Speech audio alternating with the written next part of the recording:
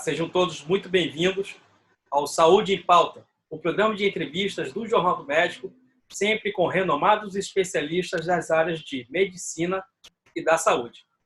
O programa de hoje, iremos conversar sobre a saúde e o novo normal pós-quarentena. Para poder conversar sobre esse assunto, nós estamos recebendo o professor universitário, médico e emergencista, o Dr. Kit Rola, ele que tem mais de 30 anos de experiência na área da saúde. Dr. Kit, seja muito bem-vindo e obrigado por aceitar o nosso convite. Obrigado, Argolo, pelo convite. Eu fico satisfeito em poder colaborar, poder contribuir nesse momento aí difícil, né, da nossa saúde, e dizer que é um prazer sempre, né, de estar nesse programa aí tão assistido aí por todos, tanto profissional de saúde como o público em geral, né? Na realidade, esse programa interessa a todos, né? Não é só o profissional de saúde. Maravilha, muito obrigado. Dr. Kit, os profissionais da saúde, eles já enfrentaram diversos desafios com a pandemia que começou aqui no Brasil em meados de março, né? Bom, agora com o novo normal, com o fim da quarentena, quais estão sendo os maiores desafios e mudanças que os profissionais de saúde estão enfrentando? Argolo, não foram poucos, né? Nós tivemos que nos adaptar a uma situação que não diria que foi pego de surpresa, porque já tinha na Ásia, na Europa, mas para nós tudo era novo, né? Tudo que apareceu com essa doença, a gente teve que enfrentar de uma maneira muito súbita, e a gente não conhecia muito como ela acontecia nos nossos pacientes, né? Como ela se desenrolava. Inicialmente, acreditava ser uma doença apenas respiratória, né? Uma doença que afetava apenas os pulmões, né? Uma pneumonia talvez mais grave. E a gente foi visto que não era isso. Era uma doença bem mais complexa, né? Que afeta vários sistemas e que tem, muitas vezes, uma forma grave, que a gente ainda desconhece qual a causa, e que leva pessoas que inicialmente pensavam só de fatores de risco, aquelas pessoas idosas com alguma comorbidade, e também, com o tempo, a gente viu que não eram só essas pessoas que tinham essa forma grave. Então, apareceu mais um viés aí, talvez genético, né? Não se sabe exatamente ainda, na forma grave dessa doença. Então, os profissionais de saúde que anteriormente se achavam de difícil contaminação, né? As pessoas não achavam que tinham um escudo aí protetor e que não pegavam facilmente as doenças, principalmente na minha área, na área da urgência, eles tiveram que mudar o seu comportamento e tiveram que usar os EPIs, os equipamentos de proteção individual, para se proteger e proteger também os demais contactantes, né? Então, além de ele não receber uma contaminação, ele não levar essa contaminação para casa, para os outros locais onde ele, ao final do dia, teria que conviver com essas pessoas. Então, houve uma mudança drástica de comportamento, né? Principalmente o médico, ele muitas vezes se arriscava muito em alguns procedimentos de urgência, como intubação, reanimação, procedimentos ali para salvar a vida do paciente, e esquecia de se proteger, que é uma regra número 1, segurança é inegociável, né? Existem aí vários compêndios de medicina que a segurança do profissional, a segurança do local, a segurança do paciente é uma coisa inegociável. Então, a gente não pode abrir mão da proteção rígida no atendimento do paciente com Covid. Ele já provou que tem uma alta infectividade, né? E que mesmo a gente usando todo o EPI, mesmo assim a gente ainda consegue ver colegas contaminados, né, tendo a doença, muitas vezes na desparamentação, que é um momento importantíssimo. Então, às vezes, a pessoa não se contamina nem na hora do atendimento com o paciente, que ele está todo protegido. É na hora que vai retirar esses equipamentos, como o avental, como óculos, como máscara, que ele acaba se contaminando, muitas vezes sem querer, né, claro, e não atenta para isso, que a desparamentação também é um momento importante de prevenção, né? Então, eu diria que o profissional hoje está mais atento e espero que isso seja um dos legados dessa doença. Porque não existe só o Covid que é transmissível. Então, existem várias outras doenças numa sala de emergência, numa ambulância do SAMU, que você pode se contaminar e que é tão grave quanto o Covid, né? Uma hepatite C, né? Um HIV, uma tuberculose, enfim, tem várias doenças que a gente deve se prevenir.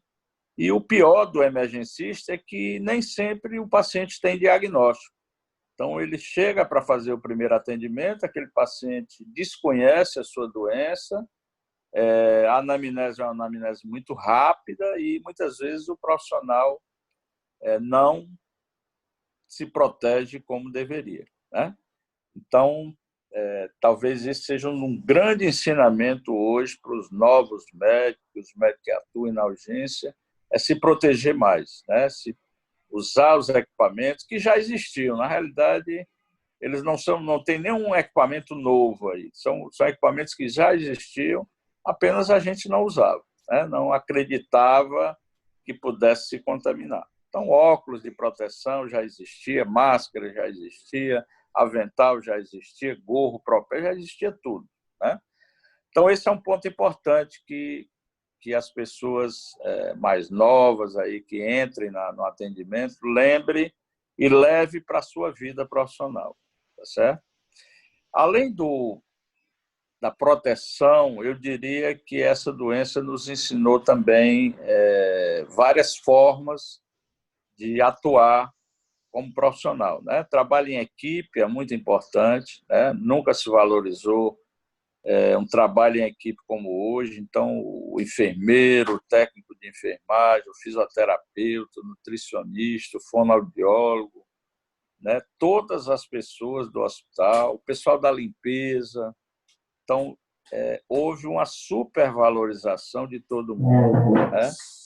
E isso fez com que a gente também mudasse o comportamento, né? O médico, ele é um profissional, muitas vezes, que ele atua de forma isolada, ele passa, faz uma visita, prescreve, vai embora, e hoje ele está convivendo, está podendo ter desfrute aí de trabalhar em equipe muito mais do que anteriormente, né?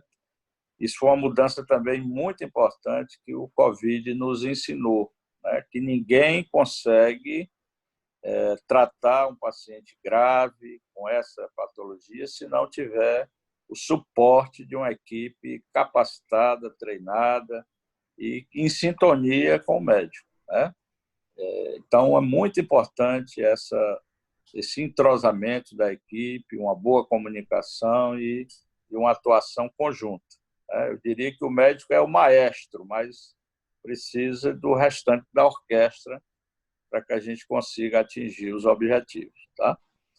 O Covid também nos ensinou, Argolo, que o médico também adoece, né? O profissional de saúde também adoece e ele precisa ter substituto à altura, né? Ele precisa formar seguidores, ele precisa de protocolos para poder todo mundo que está lá atuar da mesma forma. Então, é importante que os serviços funcionem com protocolos assistenciais e que seja passado para todas as pessoas. Então, se um dia eu não puder ir visitar a minha enfermaria de Covid, o meu substituto vai lá e dê o recado da mesma forma.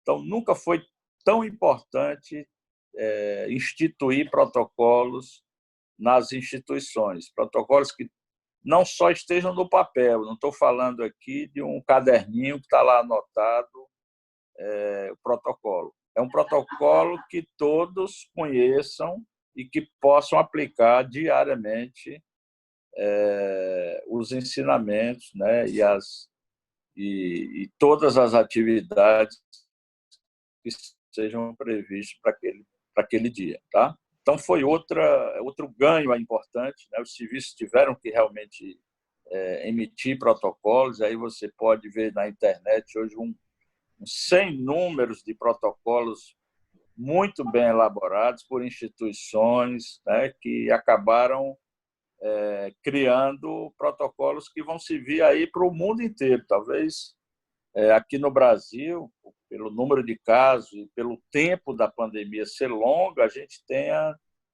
tido essa experiência que vai ser talvez copiada aí anos depois pelo mundo inteiro. África, Ásia, enfim, outros países, com certeza vão se valer dos nossos protocolos para melhorar suas atividades profissionais, que eu acredito que essa doença não vai desaparecer, ela vai permanecer por muitos e muitos anos no nosso convívio. O que vai mudar é a nossa forma de atuação, né? Claro que vai mudar muito quando a gente tiver uma vacina, né? Que a gente possa realmente prevenir principalmente essa forma grave da doença, mas até lá a gente tem muito o que aprender. Outra coisa que eu ressaltaria nesse momento é o relacionamento com o nosso paciente. Também eu acho que houve mudanças profundas, né? Talvez pelo medo, né? A tensão e falta de ar, por exemplo, é um dos sintomas que causa muito medo no ser humano. O médico acabou também se aproximando mais do seu paciente. Então, criou um relacionamento melhor, né? Tanto diretamente, tanto ao vivo, mas também via digital. Eu, conversando com um colega que faz psiquiatria, ele disse que nunca teve tanta consulta por telemedicina como agora na psiquiatria, né? Pessoas tirando dúvida, pessoas com muito medo, né? Pessoas que não estavam conseguindo levar a vida normal, com pânico até, né? Com depressão.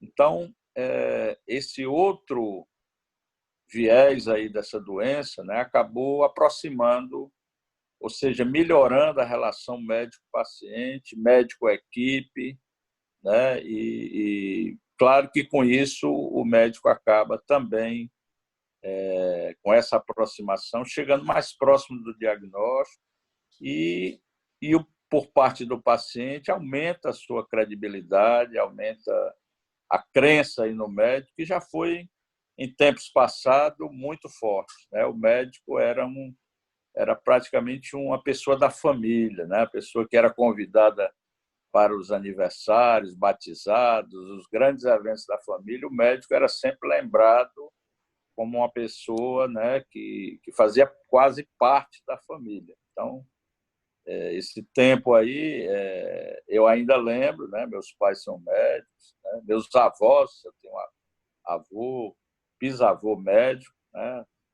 Odorico de Moraes e toda a família aí médica, eles contavam muito isso, né? Que eram convidados para reuniões de família. E mais do que isso, existia um médico da família, aquele médico que tirava as dúvidas da família, independente da especialidade. Às vezes o médico era clínico, mas era ele que era consultado se devia se operar ou não, se devia seguir um tratamento ou não. Então, essa aproximação, esse médico de família que a gente perdeu lá atrás, nessa pandemia houve essa aproximação novamente, né, do relacionamento médico-paciente, que no passado já foi muito forte. Essa pandemia acabou recrutando isso aí, né, trazendo de volta essa relação importantíssima para qualquer área, né? Isso aí independe se é na área da clínica, da pediatria, da cirurgia, enfim. Todas as áreas é importante que o médico tenha essa relação. Porque o paciente, a relação que ela tem com o médico é de confiança. É uma relação de confiança e que, se realmente esse médico for o escolhido, ele fica para o resto da vida, né? Ninguém troca de médico como a gente troca de cabeleireiro, de outra profissão. Então, o médico fica para sempre. É o seu médico e você confia nele para o resto da vida, né? Outra coisa que eu acredito que mudou bastante foi a visão dos nossos gestores, né? Todo mundo deu para perceber que, em pouco tempo, a gente conseguiu montar UTIs, conseguiu montar novos hospitais, novos leitos, né? Conseguiu equipamentos com muita dureza, mas conseguiu se equipar essas unidades. De uma certa maneira, se mobilizou todo mundo, né? E acabou criando as condições, não diria ideais, mas próxima aí do ideal, né? Com essa mobilização. Então, também eu acho que um aprendizado aí para os nossos gestores de que, se a gente pode fazer na pandemia, por que não poderia fazer antes, né?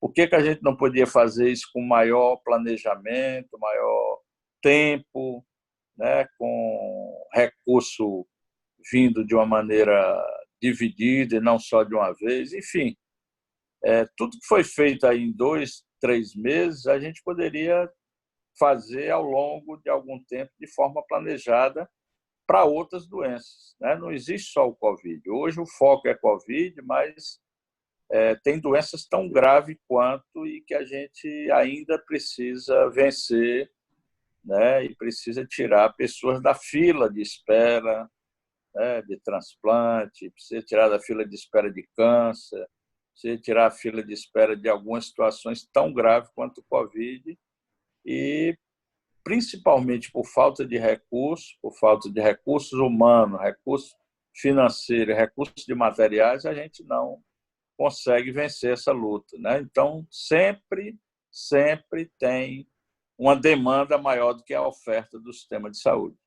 Não é à toa que surgiram os planos de saúde para complementar, né? A saúde suplementar veio nessa lacuna aí, veio nessa brecha, porque o nosso serviço público de saúde não consegue atender a todas as pessoas, né? Então, a saúde suplementar veio exatamente para poder cobrir essa lacuna aí deixada pelo sistema público, né? Que eu considero um grande sistema público, mas precisa realmente melhorar algumas áreas importantes, né? Então, o Covid também veio nos dar um exemplo de que a gente pode sim fazer, né? Se unir todo mundo, se tiver aí as 3 esferas de governo trabalhando em conjunto, federal, estadual, municipal, né? Se tiver a iniciativa privada junto, não vejo que o serviço público não possa ter uma contribuição de setores privados, de outros setores, né? A ajuda é sempre bem-vinda. E a gente viu muito isso. Eu vou dar um exemplo aqui prático. Nós montamos um curso de capacitação para médicos na pandemia, com uma ideia da Associação Médica Cearense, Dr. Carmelo, e nós tivemos o apoio de várias instituições privadas, né? Então, foi um exemplo aí que a gente conseguiu treinar mais de 1.000 médicos nessa pandemia, nesses 3, 4 meses, e a grande maioria desses cursos foram patrocinados por instituições privadas, né? E públicas também, mas que investiram e acreditaram na importância da capacitação do médico para enfrentar essa doença grave. Então, são alguns exemplos que eu estou dando assim de como a pandemia nos prejudicou bastante, porque superlotou todas as unidades, mas também, se a gente souber aproveitar alguns exemplos e o que a gente tirou de bom dessa pandemia, com certeza a gente vai melhorar para frente o nosso sistema de saúde. Perfeito. Doutor Kit, o senhor estava comentando desse curso que o senhor ministrou junto com a Associação Médica Cearense, presidido pelo grande doutor Carmelo Leão. Eu queria que o senhor explicasse um pouco como foi todo esse processo desse curso que qualificou melhor os profissionais de saúde e também os médicos para poder atuar, né, no fronte contra a Covid, né? Como é que foi o cenário, né, encontrado, né, logo quando vocês iniciaram esses trabalhos e hoje com mais de 1.000 profissionais treinados, como é que está o cenário atual? Então, Agolo, o doutor Carmelo, preocupado com a pandemia, nos procurou ainda lá atrás, lá em março ainda, né, querendo colaborar, ajudar na formação médica. E, juntamente com o doutor Bruno Cavalcante, eles queriam formar algumas turmas práticas para capacitar os médicos, até na perspectiva da entrada desses novos médicos aí no mercado. Houve aí uma antecipação de formação de médicos, né? E pela própria característica da doença, muita gente ia ter que se afastar por doença e ia ter que entrar outros médicos para fazer o atendimento. Então, ele nos procurou e nós formatamos um curso eminentemente prático, que abrigou aí os principais temas do Covid: reanimação, intubação, drogas, paramentação. E junto com a NC Saúde, que é uma empresa aí já de 15 anos de existência, a gente formatou, mas a priori a gente pensava em fazer 5 turmas, apenas 100 médicos ser treinados.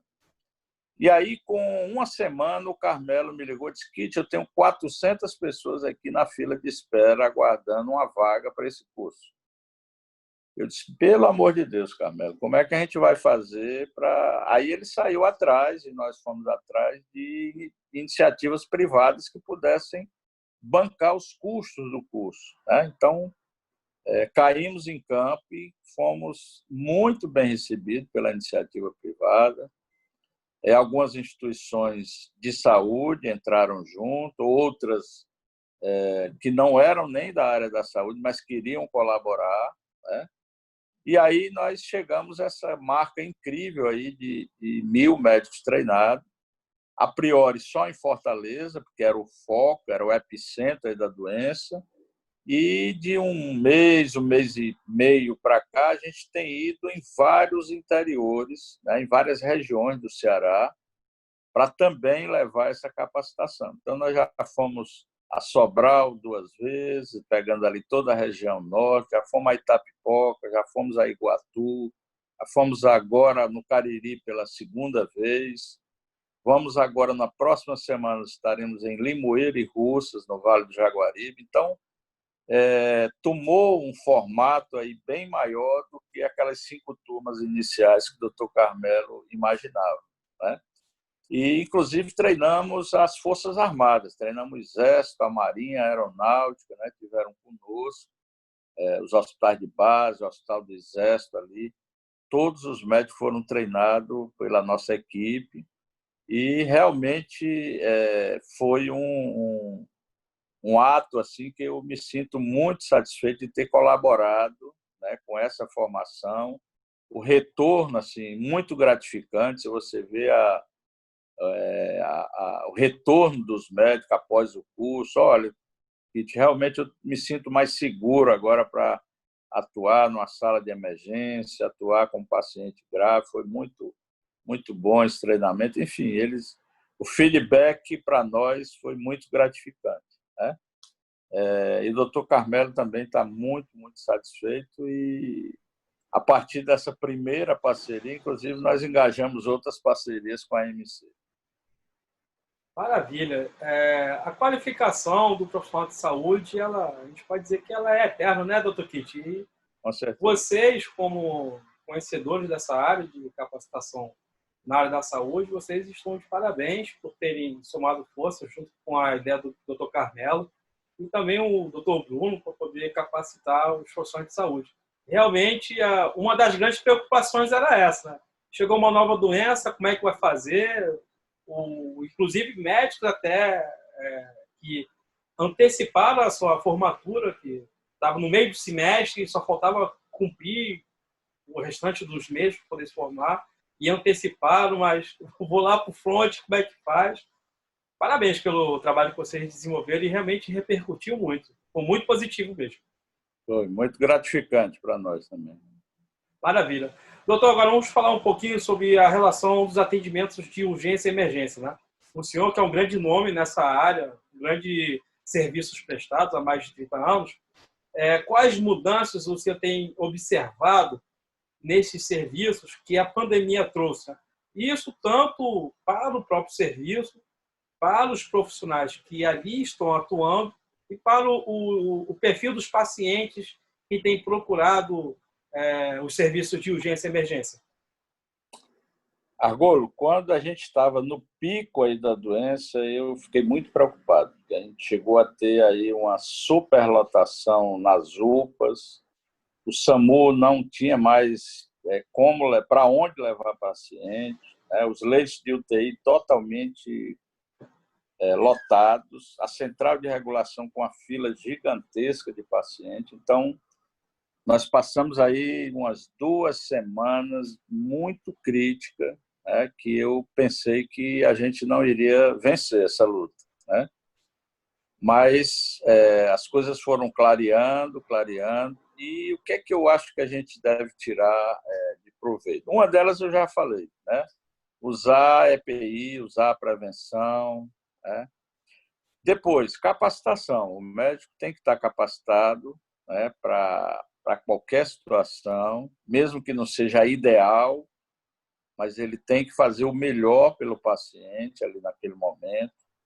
A gente sabe, por exemplo, que uma unidade de pronto atendimento ela não foi construída, não foi idealizada para internar paciente. Mas, nesse momento, teve situações que tinha muitos pacientes aguardando um leito de UTI ou um leito de enfermaria, não tinha, e acabou o médico da UPA tendo que ficar com esse paciente, diria que internamento numa UPA, né? Que não é o desejável, mas que foi o que aconteceu por conta da contingência do momento. Tá?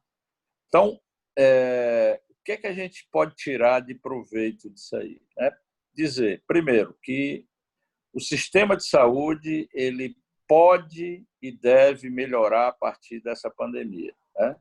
Então, eu acredito que os gestores aí, doutor Cabelo, doutora Joana, e os gestores privados também, doutor Elias, doutor Nilton, Lacerda, enfim, os gestores maiores aí do nosso estado, eles deverão tirar algum ensinamento e deixar sempre um local de reserva para uma situação crítica, né? Não dá para a gente ter uma taxa de ocupação, por exemplo, de UTI de mais de 80%, 90%. É muito arriscado. Então, a gente tem que sempre pensar que vai ter épocas do ano que vai ter um maior congestionamento, né?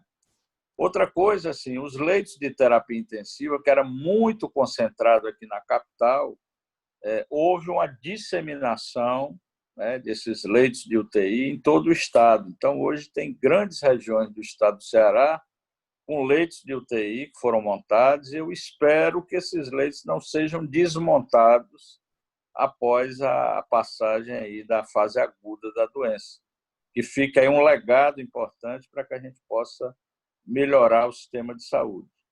O próprio SAMU, né, teve que expandir para toda a região norte, aí, ampliou a sua atuação. Hoje o SAMU é em todo o estado do Ceará, né, tanto região norte, sul, central, metropolitana. Então, nós temos hoje uma rede completa, né, em todos os municípios, estão atendidos pelo SAMU.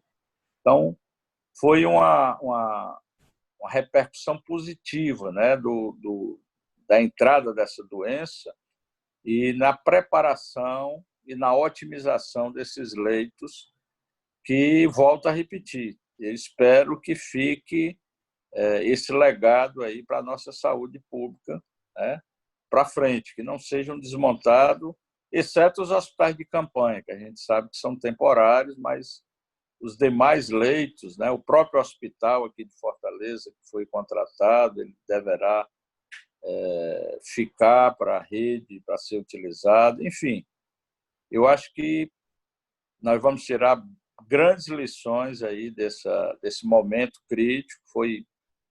Foi doloroso, mas espero que seja um momento que a gente possa organizar e planejar melhor o sistema de saúde do Ceará. Perfeito. Doutor, aqui em Fortaleza, está na fase 3, né, com relação à reabertura das atividades econômicas. Dentro dessa reabertura, está sendo permitido as celebrações religiosas, podendo ocupar até 50% de sua capacidade, sem se falar do uso dos calçadões para poder fazer as atividades como calçadões e praças, né, para poder fazer caminhadas, corridas, etc. E as lojas dos shoppings, elas podem ser abertas na capacidade de 100%. Na sua opinião como médico, doutor, essas atividades, esse processo de reabertura que está proporcionando uma certa aglomeração, está acontecendo no momento oportuno?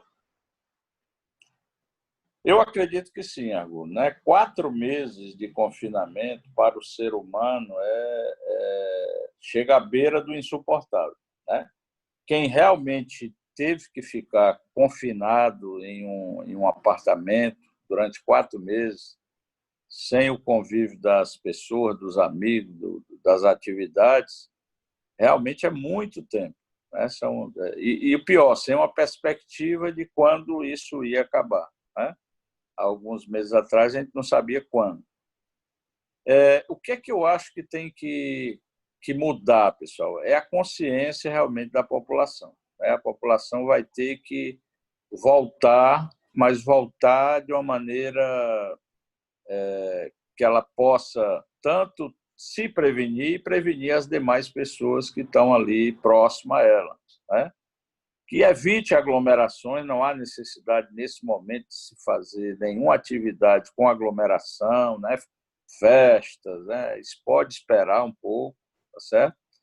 Mas algumas atividades de comércio, algumas atividades religiosas, eu acho que pode sim voltar obedecendo, claro, todo o rigor da prevenção, né?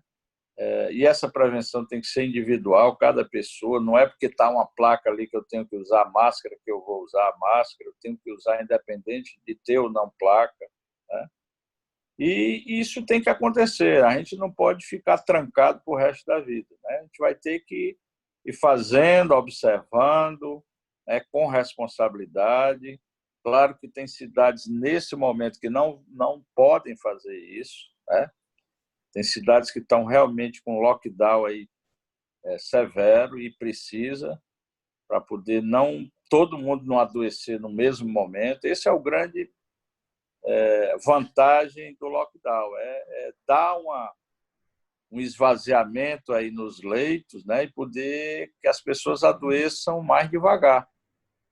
A gente sabe que adoecer, essa doença é muito contagiosa, talvez adoeça, mas vai adoecer no momento mais oportuno, no momento que a rede está mais preparada, está menos congesta.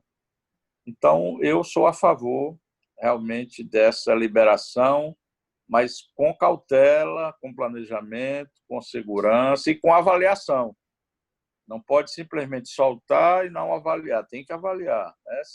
Se realmente voltar a complicar, se voltar a aumentar os indicadores, aí tem que realmente dar uma parada por algum tempo maior e voltar novamente com mais segurança. Então, eu sou favorável, né? Eu não acho que a gente deva, pelo menos aqui em Fortaleza, nesse momento, eu posso falar porque trabalho dentro da central de regulação, eu vejo, eu tenho esse privilégio de ver o sistema de cima, né? Ver exatamente todas as vagas que tem. Então, nesse momento, eu acho que é uma atitude correta, né, dos gestores de ir liberando e avaliando, né? Liberando e avaliando. Tá? Perfeito. Doutor, passando agora para o interior do Ceará, né? está passando por um surto da Covid um pouco pesado, né? Como o senhor avalia essa situação que essas cidades do interior de Ceará estão passando e também os profissionais de saúde que ali estão atuando e os serviços de saúde disponíveis? Como o senhor avalia isso? Graças a Deus aconteceu nesse fluxo. Primeiro a capital, depois o interior. Tá? Por vários motivos. Primeiro, porque o aprendizado aqui vai servir de exemplo lá para o interior. Né? Então, muitos profissionais que atuaram aqui na linha de frente, muitos protocolos que foram montados, muitos equipamentos que foram comprados, investimento de novos leitos, pôde ser feito no interior antes da chegada da doença lá mais forte. Então, a gente tanto teve um tempo maior para se preparar, como também uma experiência maior aqui próxima de Fortaleza. Né? É claro que a rede de saúde do interior ela é bem menor, bem mais compacta do que a rede da capital. Né? Isso não é de agora, isso é secular. O investimento na saúde é muito maior nas capitais do que no interior. Né? Como também o investimento em equipamentos, em leitos e profissional. Né? A grande maioria dos profissionais acabam ficando após uma universidade nas grandes cidades, né? Até por condições de trabalho melhor, né? Acaba selecionando os melhores profissionais ou aqueles que se preparam mais para as grandes cidades. Né? E aí eu vejo com muito bons olhos esse investimento que está sendo feito no interior, nas regiões do interior, né?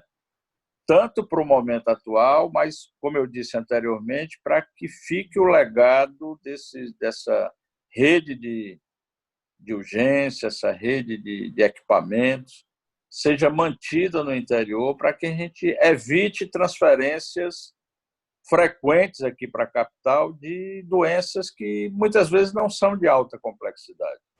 A gente até entende que o paciente de alta complexidade ele possa vir para Fortaleza para ter um suporte melhor. Mas eu não estou falando desse paciente que a gente recebe todos os dias aqui, são pacientes de média complexidade, são pacientes que poderiam ter uma resolutividade melhor lá na sua região, né?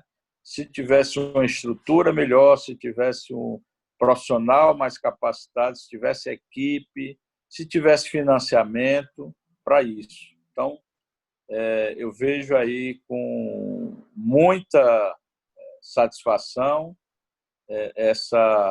esse investimento que está sendo feito no interior e espero que seja mantido para frente esse investimento. Tá? Isso vai propiciar a fixação do profissional de saúde nessas regiões. À medida que você melhora o sistema local, evita que o recém-formado, o médico, procure outras cidades de maior complexidade para trabalhar. Perfeito. Doutor Kate, com relação ao home care, né, a pandemia, com certeza, ela trouxe vários impactos para esse serviço. Né? Como o senhor avalia, né, em termos de destaque, para esses serviços de home care na pandemia? Olha, o home care, com certeza, foi uma das grandes serviços que foram acionados na pandemia, né? Tanto para evitar a internação, como para dar continuidade ao paciente quando ele se tornava menos complexo. Então, a gente muitas vezes só imagina o home care depois que o paciente se internou e vai precisar ir para casa e tal. Mas, se ele tiver uma estrutura bem montada e tiver agilidade, ele pode evitar muitas internações. Né? Eu fiquei à frente muitos anos do home care da Unimed lá, e a gente lá implantou esse sistema de avaliação do paciente na emergência. Então, muitas vezes, o paciente podia evitar a internação, né, quando a sua patologia não requeria uma maior complexidade, não precisava nem um procedimento cirúrgico, não precisava de terapia intensiva, precisava apenas de alguns equipamentos, equipe e materiais. Então, muitos pacientes foram evitados a internação. E no COVID, a procura aumentou ainda mais, né? Tanto pela superlotação das unidades, pelo medo do paciente de se internar, né? E pela comodidade, né? Pelas vantagens que o home care traz para o paciente. É totalmente diferente você receber um suporte de saúde na sua casa, ao lado da sua família, no seu local, do que você estar internado num leito, muitas vezes sozinho, frio, sem as pessoas que você conhece. Tem um professor, o professor Antero, ele dizia o seguinte, que até a comida do hospital é o que tem para você. Você não escolhe o que você vai comer, né?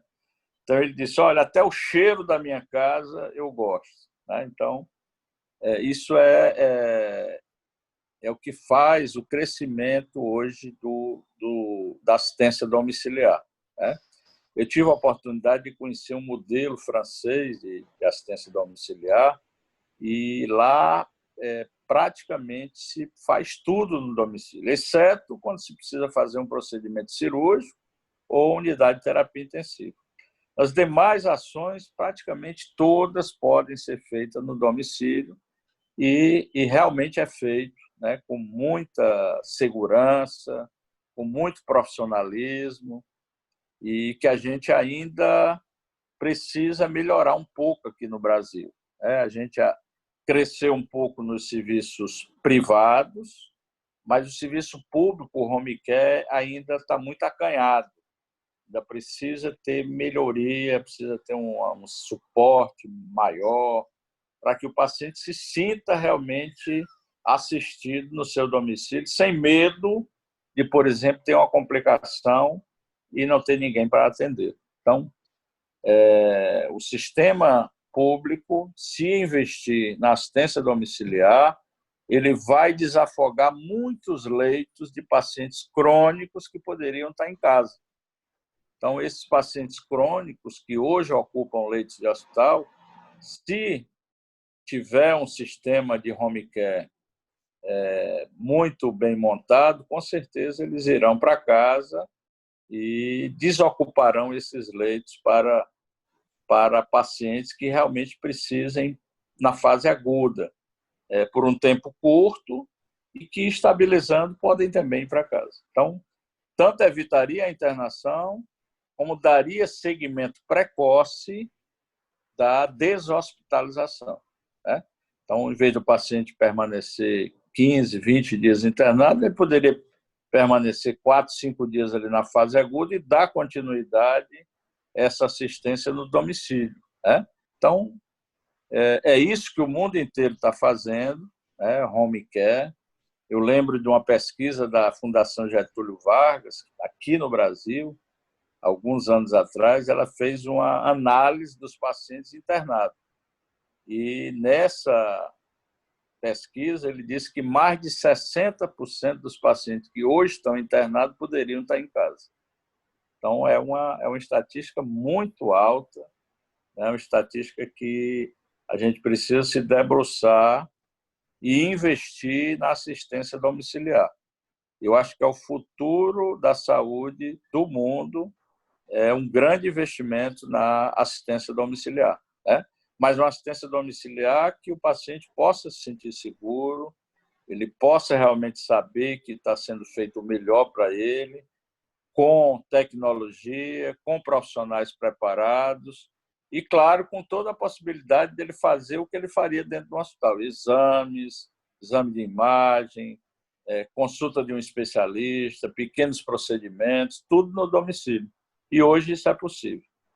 Então, eu ainda acredito que os nossos gestores vão despertar para a assistência domiciliar. né, que é um grande caminho aí para desafogar o nosso sistema de saúde no Brasil.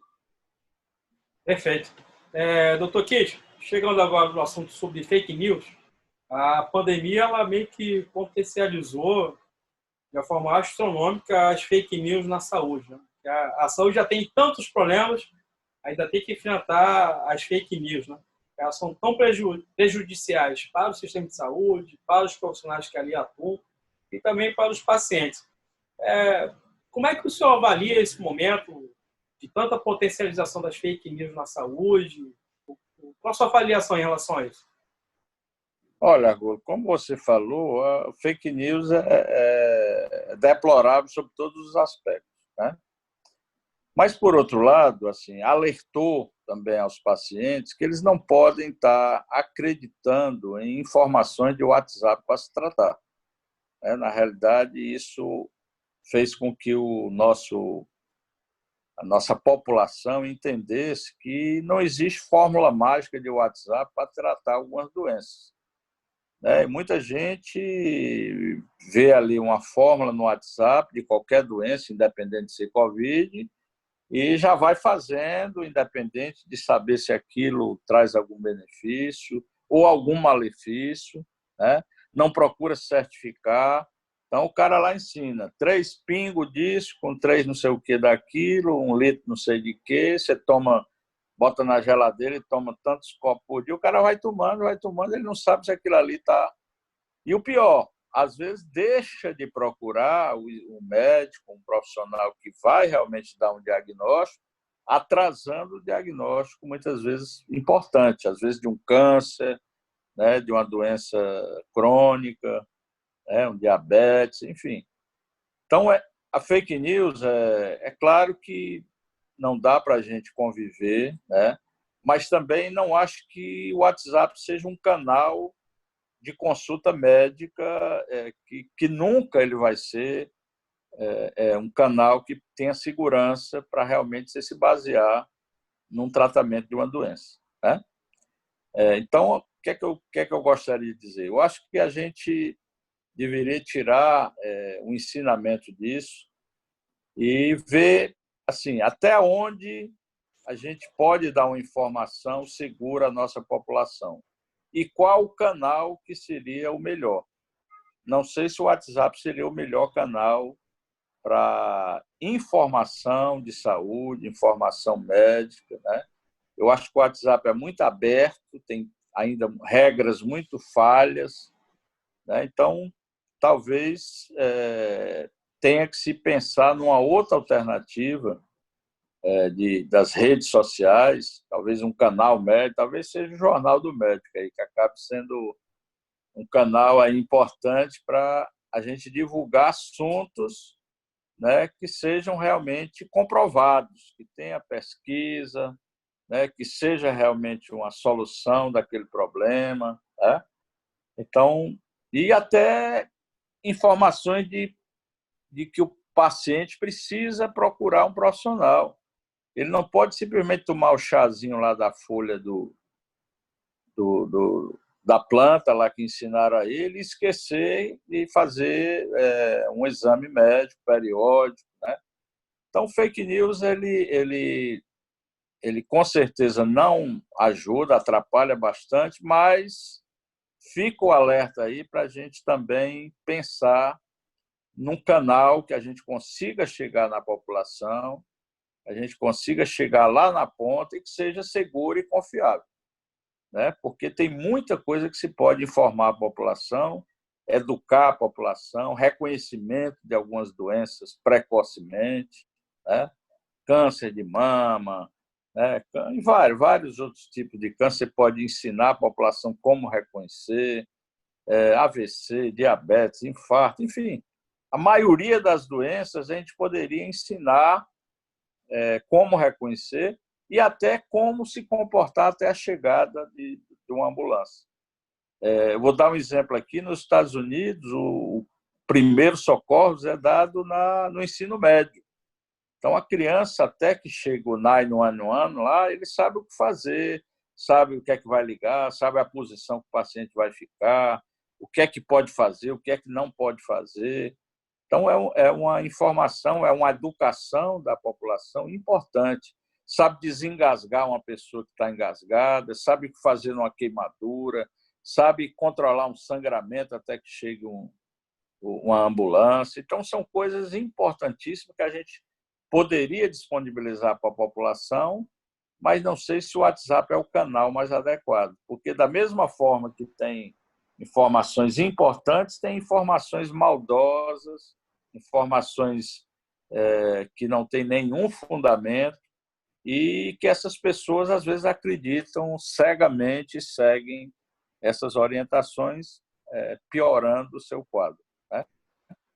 Então, vamos pensar aí numa rede de informação médica, de saúde, que possa ser útil para a população, né, que possa ser realmente contribuir para a saúde dos nossos pacientes. Verdade. E, doutor Kitt, algo que o Jornal do Médico ele sempre prezou e que é inegociável é credibilidade da informação. Nós temos uma grande responsabilidade por atuarmos como veículo de comunicação informativo para a classe médica, os profissionais de saúde e também para a sociedade. Então, todas as nossas informações, elas são sempre checadas, elas são sempre orientadas por vocês, especialistas, que sempre passam o conteúdo importante para o cuidado da saúde da sociedade.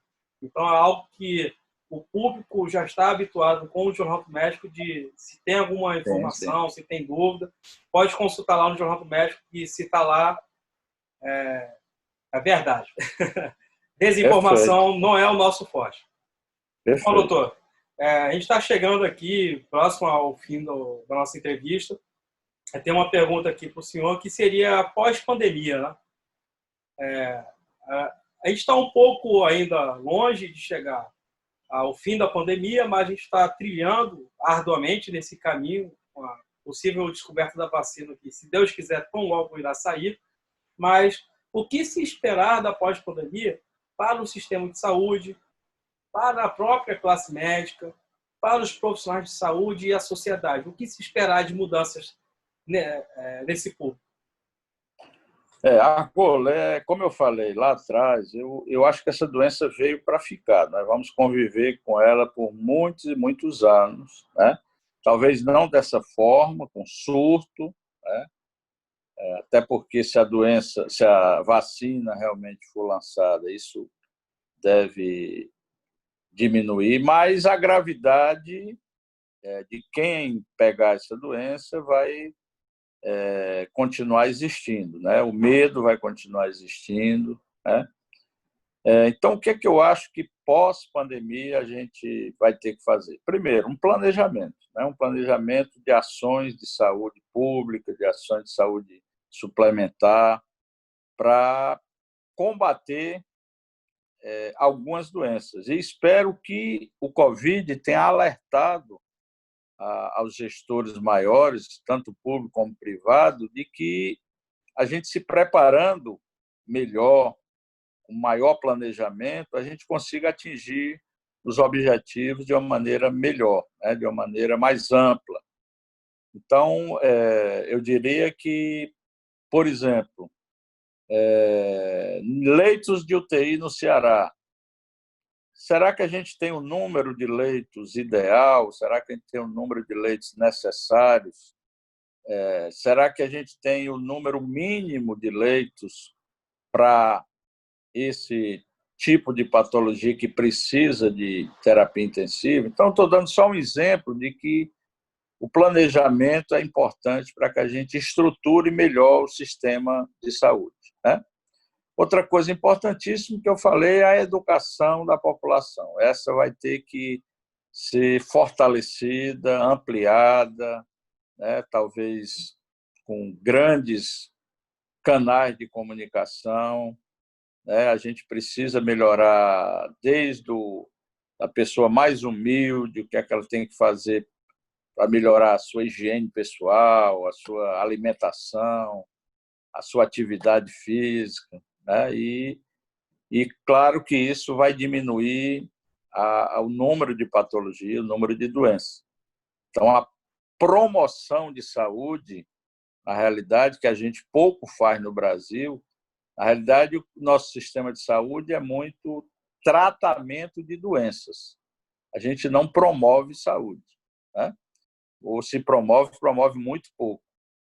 E o desejável é que a gente pudesse promover saúde. Quando a gente fala saúde, numa visão mais ampla, não só física, né? Não só a saúde física, mas a saúde espiritual, a saúde, enfim, não só orgânica, né? Mas psicossocial, né? Pensando aí de uma maneira maior. Tá? E, claro que a gente promovendo saúde, fazendo prevenção, a gente vai reduzir as nossas doenças, principalmente as doenças mais graves, as doenças crônicas, as doenças não transmissíveis, que são, às vezes, as que mais matam, né? A gente está falando hoje do Covid porque assustou o mundo inteiro e tal, mas se a gente for falar aqui de 2 ou 3 doenças tão graves como síndrome coronariana, acidente vascular cerebral e o trauma, essas 3 doenças matam muito no mundo inteiro e todas 3 são preveníveis. Quando a gente chama, por exemplo, um acidente de trânsito, às vezes o termo é inadequado, porque é totalmente prevenível. Se a gente tivesse leis de trânsito mais rígidas, né? Se a gente não permitisse que a pessoa andasse numa motocicleta sem capacete, se a gente não permitisse que tivesse dirigindo alcoolizado, enfim, tem várias medidas que podem prevenir o trauma. Então, enquanto a gente achar que trauma é acidente, a gente não vai estar trabalhando, não vai reduzir o número de traumas no Brasil, né? Trauma é uma doença complexa que gasta muito dinheiro do sistema de saúde, mas que é, na grande maioria das vezes, prevenível, certo? Prevenível, sim. E as doenças cardiovasculares, da mesma forma, tanto com redução dos fatores de risco, né, com obesidade, sedentarismo, alimentação, como exames periódicos também reduziria bastante o índice de infarto e AVC. Só tomando como exemplo essas 3 patologias. E aí tem mais outras, câncer, né? A oncologia é totalmente prevenível, a maioria dos cânceres, se a gente tivesse um sistema de prevenção mais amplo, mais rigoroso, a gente não teria tanto câncer de mama, tanto câncer de próstata, tanto câncer de pulmão, enfim, né? Então, é totalmente prevenível. Então, é uma ação que a gente não pode esquecer, né? O que é que fica dessa pandemia? Eu acho que os profissionais de saúde também têm que lembrar de fazer a parte deles. Tem que se qualificar bem, né? Tem que se qualificar melhor, né? Tem que usar protocolos que sejam consistentes, que sejam realmente assegurados, que são benéficos para o paciente. Tem que exigir condições de trabalho melhor. Muitas vezes eu dou curso no interior aqui do Ceará, do Piauí, do Maranhão, e vejo condições péssimas de atendimento dos nossos pacientes, ainda hoje, 2020. Não estou falando de 20, 30, 40 anos atrás, estou falando de hoje, né? Pessoas que não têm condições mínimas de fazer uma boa medicina, de fazer uma boa assistência ao paciente. Então, a gente tem que começar a exigir isso. Os nossos órgãos fiscalizadores têm que começar a atuar com mais uma atuação mais frequente, né? Os nossos conselhos de classe, eles têm que procurar fazer visitas técnicas a esses locais, orientar o que é que eles podem fazer, né? E realmente tornar essas unidades o mais o formato delas o melhor para o paciente e para o profissional, né? Então, as nossas entidades médicas também precisam melhorar sua atuação na fiscalização de como estão as nossas unidades de saúde. Mas uma fiscalização que seja realmente, que tenha um resultado no final, né? Que tenha um compromisso do gestor de melhorar, não só aquela fiscalização de ir lá uma vez por ano e dar um papel de que está bom, que está ruim e tal. Eu falo de uma fiscalização continuada, né? De que ele possa ir lá, dar um prazo para se regularizar, voltar novamente. Olha, ainda não está do jeito que a gente quer, vamos fazer melhor e tal. E hoje tem todas as condições de fazer isso, né? Já tem protocolos assistenciais muito bem definidos em todas as áreas, então a gente pode fazer isso sim com critérios, com segurança, com responsabilidade. Então precisa que isso também seja visto com a maior brevidade aí pelas nossas entidades, né? Que possa deixar o médico e o profissional de saúde tranquilo de que ele vai estar trabalhando numa instituição que está fazendo o melhor pelo seu paciente, tá certo? E, para finalizar, Gula, eu acho que assim, essa pandemia trouxe muitas coisas ruins, né? Trouxe aflições, perdas, mudança de comportamento, pânico, né? Muitas vezes com comprometimentos psicológicos dos nossos profissionais, mas também veio para abrir os olhos que a gente precisa mudar, a gente precisa melhorar, né? A gente precisa fazer melhor. A gente talvez estivesse muito acomodado e achando que estava tudo bem, tudo no caminho certo, e não está. A gente viu que precisa melhorar muita coisa, né? Precisa de uma mudança em todos os sentidos e de todos os atores, não só do gestor, não só do profissional, não só da população, todos têm que estar imbuídos na melhoria do sistema de saúde e da prevenção das doenças e promoção de saúde. Perfeito, doutor. Bom, a gente está chegando ao fim do nosso programa e deixo um espaço para o senhor poder fazer suas avaliações, suas considerações finais. Não, eu fico muito satisfeito de ter colocado aí minhas opiniões para outros colegas, né? Às vezes colegas mais jovens. Eu sou professor universitário, então muitas pessoas me perguntam: e aí, professor, o que é que o senhor acha que vai acontecer? Será que nós vamos ter espaço? Né? Será que a gente tem uma turma que saiu agora, tem várias turmas que foram apelidadas de turmas Covid, né? Porque eles já entraram, já saíram da faculdade direto atendendo pacientes, e pacientes graves, talvez fora do padrão assim normal, né? Então, eu queria dizer que essas pessoas com certeza terão um tempo aí de amadurecimento, né? E que essa pandemia os obrigou a entrar assim de frente, mas que com certeza eles terão um tempo hábil aí para se qualificar, né? E dizer que estamos à disposição, né? Estamos à disposição aqui na Índice Saúde, estamos à disposição lá na Coap, estamos à disposição aí nas universidades que a gente ensina, tá? Então, estamos sempre abertos aí para debate, para qualquer questionamento, e agradecer aí o Jornal do Médico e parabenizar, né, por essa iniciativa de trazer essa discussão à tona, que é uma discussão bem interessante, porque você tem várias visões, vários focos, né, e as pessoas podem tirar suas próprias deduções, né? Isso é que é importante, você ouvir um lado, ouvir outros, pessoas contrárias, pessoas a favor, e cada um colaborando e contribuindo da sua maneira. Então, obrigado ao Jornal do Médico e parabéns pela iniciativa, como sempre, né? O Jornal do Médico na frente aí de todos.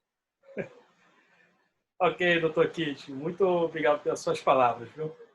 E assim nós encerramos mais uma edição do programa Saúde em Pauta. Lembrando que é a edição de número 15, viu, doutor Kitt? Agradecemos a presença do doutor Kitt, os seus esclarecimentos, muito importantes para a sociedade, os médicos, os profissionais de saúde, e também agradecer a audiência do nosso público para o nosso programa. Se você gostou desse conteúdo, curta, compartilhe com seus contatos. E para mais informações, assine a newsletter do Jornal do Médico lá no nosso blog, jornaldomedico.com.br. Até o próximo programa.